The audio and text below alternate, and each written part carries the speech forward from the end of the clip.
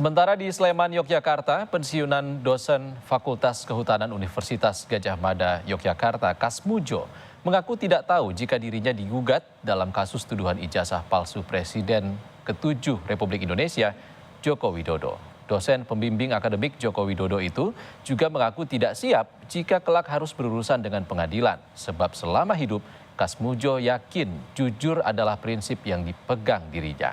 Sebelumnya, Jokowi bertemu dengan Kasmujo di kediaman Kasmujo. Pertemuan itu diunggah Jokowi di akun Instagram miliknya.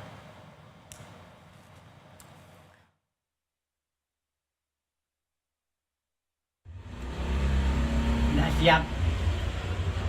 Soalnya ngadepi macam-macam tuh saya belum pernah sih tadi.